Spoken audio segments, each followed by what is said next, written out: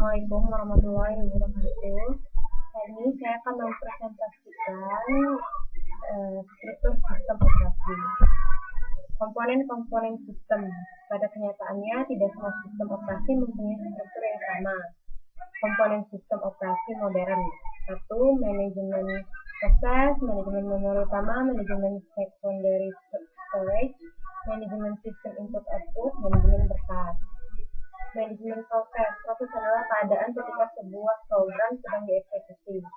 Proses membutuhkan beberapa sumber daya berupa CPU, memori, kertas-kertas, dan perangkat-perangkat input-output untuk menyelesaikan tugasnya. Tanggung jawab sistem operasi atas aktivitas manajemen proses. Manajemen proses. 1. Pembuatan dan penghapusan proses penggunaan dari sistem proses.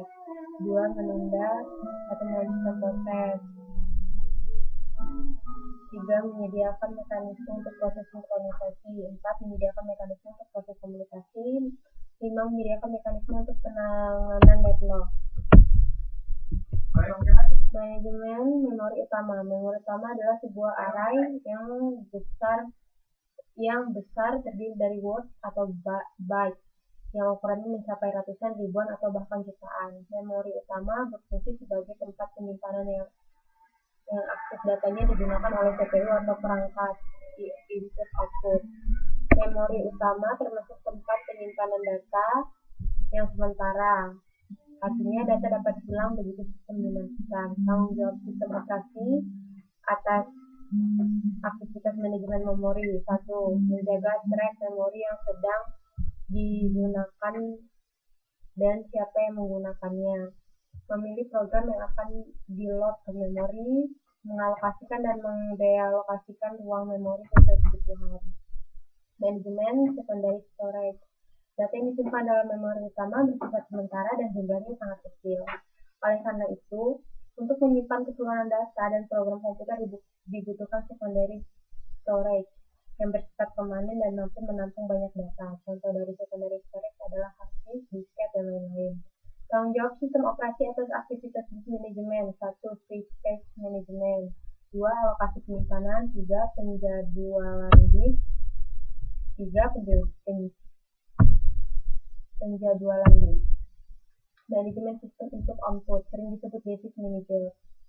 Menyediakan device driver yang umum, lalu operasi input-output seragam atau membuka, membaca, menutup. Contoh penggunaan menggunakan operasi yang sama untuk membaca berkas pada hard disk, CD-ROM, dan floppy disk.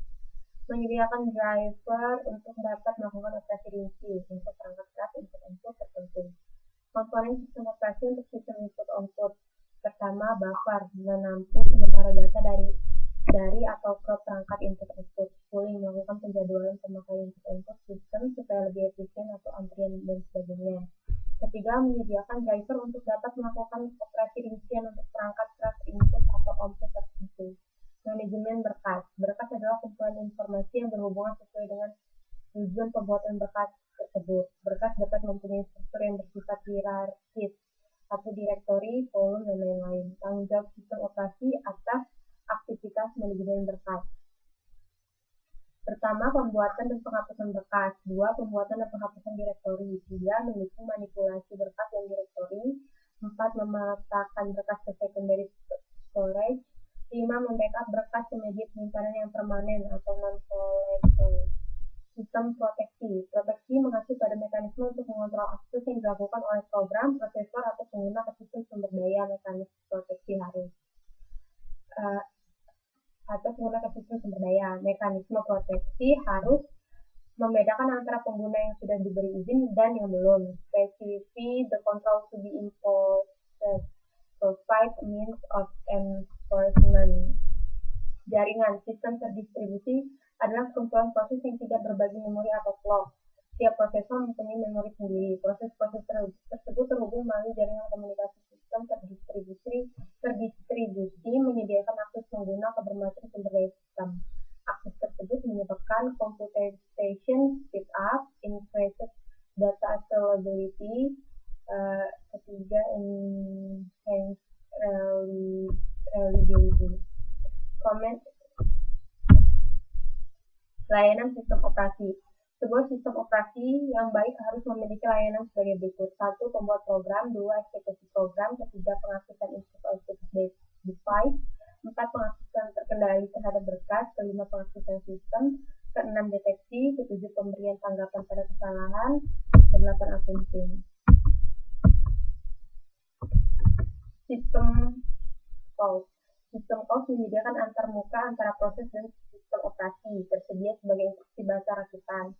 Beberapa sistem mengizinkan sistem call dibuat langsung dari bahasa pemrograman tingkat tinggi. Beberapa bahasa pemrograman tingkat tinggi, contohnya C++ telah didefinisikan untuk menggantikan bahasa rakitan untuk sistem pemrograman. Sistem call tiga metode umum yang digunakan dalam memberikan parameter kepada sistem operasi. 1. Melalui register. 2. Menyimpan parameter dalam blok atau tabel pada memori dan alamat blok tersebut diberikan sebagai parameter dalam register. Menyimpan parameter ke dalam stack dan melakukan pop-off pada stack. Jenis-jenis sistem call: pengendalian proses, manajemen berkas, manajemen transaksi, mempertahankan informasi, komunikasi.